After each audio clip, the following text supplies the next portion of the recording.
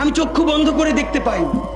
আমরা যদি যোগ্যতা নিয়ে 5-10 বছরের মধ্যে দাঁড়াইতে না পারি, এই ভিডিও, এই ছবি, এই শহীদ পরিবার, এই আহত, এদের জীবন তো শেষ। এদের পরবর্তী জেনারেশনকে পর্যন্ত কি ভয়ানক গণহত্যার শিকার হইতে হবে আমরা চিন্তাও করতে পারতেছি না। সামনে বাংলাদেশে আমাদের জন্য ভয়াবহ সে আরেকটা সিপাহী বিপ্লবের করুণ প্রতি অপেক্ষা করছে। আপনারা অনেকে ভাবতেছেন এইটাও কি সম্ভব? জামাতের ভাইয়েরা অনেকে বুঝে না, বলে কি করে সম্ভব? মনে করাই দেই, শহীদ নিজামী মুজাহিদ সাহেবেরা মন্ত্রী হিসাবে সর্বশেষ যখন সম্ভবত 2006 বা 2007 মন্ত্রী ছিলেন, বলেন তো তার কয় বছর পর তাদেরকে ফাঁসি দেওয়া হইল? 10 বছরও লাগে নাই। রানিং ফুল মন্ত্রী ছিল, লক্ষ লক্ষ মানুষ তাদের সাথে ছিল, তাদের মন্ত্রণালয়ে একটা পয়সার দুর্নীতি বের করতে পারে নাই। 10 বছরের মধ্যে মন্ত্রিত্বের পর তাদেরকে ফাঁসিয়ে দেওয়া শুধু হয় নাই, তাদের সন্তানরা তাদের জানাজাটা পর্যন্ত করতে পারে নাই। সংখ্যা দিয়ে হয় না ভাই, কোটি কোটি মানুষ দিয়ে সবকিছু হয় না। আজকে আপনারা প্রথম আলোর বিরুদ্ধে বলেন, এই যে আসার সময় বলতেছিলাম শায়েক রে, প্রথম আলোর প্যারালাল কাছাকাছি একটা পত্রিকা কি আমরা দাঁড় করাইতে পারছি? অনেকে বলে আমার দেশের কথা, আজকে শুধু বলি, পরশু জানলাম প্রথম আলোর 10 ভাগের 1 ভাগ বিনিয়োগ এবং আর্থিক সংগতি আমার দেশের নাই। ভাই, ভালোবাসা দিয়া পয়সার কাজ হয় না। 50,000 টাকা যে এই লোকটার স্যালারি, এই কাজ যদি 20,000 টাকা দিয়ে করাইতে চান, কোনোদিন 50,000 টাকা রিপোর্ট এবং স্কিল আপনি পাবেন না। ওই 50,000 টাকাই লাগবে। মানুষ মাগনা কাটে 3 দিন, একজনের দাওয়াত খাওয়ায় 2 দিন 3 দিন, তারপরে আর চলে না। আমাদের আর্থিক যোগ্যতা অর্জন করতে হবে। আমাদের অনেকগুলো প্রতিষ্ঠান লাগবে, একটা প্রতিষ্ঠান না। আমাদের ভাইদের সমস্যা কি জানেন? সে আজকে যদি হাটাজারি মাদ্রাসা দিয়ে কেউ একটা পত্রিকা বার করে, সেই পত্রিকাটাও সে জাতীয় মূলধারা বানাবে না, দেবে দৈনিক হাটাজারি। সে বানাবে মানে কোনো না কোনো ঘুরে ফিরা তার চিন্তায়, মননে, মগজে প্রথমে হয়তো হাটাজারি, সর্বোচ্চ বড় হইলে হেফাজত, এরপরে সর্বোচ্চ বড় হইলে বাংলাদেশের শুধু মুসলমান। ভাইরা, এই মুসলমানের বাইরের যে জনগোষ্ঠী, সেটা কি আপনার না?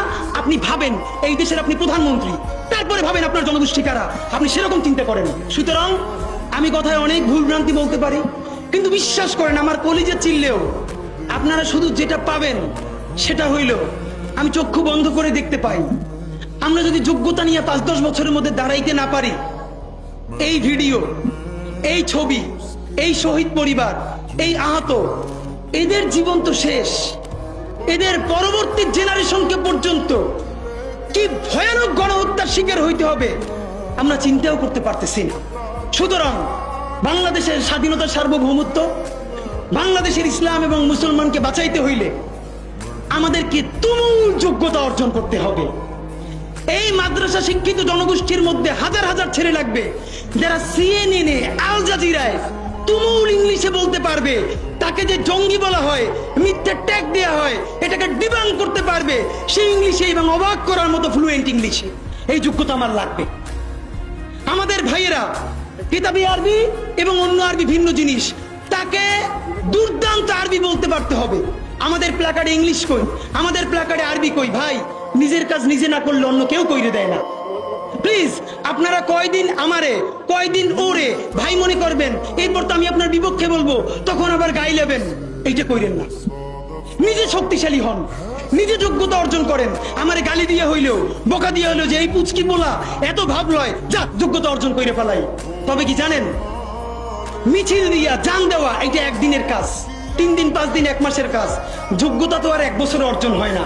এটা বিরাট একটা জিহাদ। আপনারা বলেন না জিহাদ চাই, চলেন জিহাদটাই শুরু করি। সেই জিহাদটা হইল একজনের সব করার দরকার নাই। এই দেশে আমাদের অনেক মাশাআল্লাহ আলেম হইছে, আলেমদের মধ্য থেকে এখন আইটি উদ্যোক্তা লাগবে, বুলধেরান মিডিয়া লাগবে। আমার যে 8,000-এর ছেলেটা এখন পড়ে, চলেন সে আজকে জিহাদ ঘোষণা করি, আগামী 5 বছর পর, আগামী 10 বছর পর আমি এমন প্রতিষ্ঠান গড়ে তুলবো যেইটা শুধুই ইসলাম আর মুসলমানের প্রতিষ্ঠান না, এটা আপামর বাংলাদেশের প্রতিষ্ঠান হবে।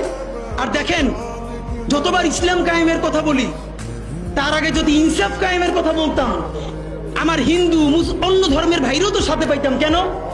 ইনসাফ যদি রাষ্ট্রে কায়েম হয়ে যায়, তাহলে 80% ইসলাম তো এমনিতেই কায়েম হয়ে যায়। তাহলে আগে আসেন ইনসাফের রাষ্ট্র বানাই, যে ইনসাফের রাষ্ট্রে সকল ধর্ম, বর্ণ, নারী, পুরুষ আমাদের অংশীদার হবে।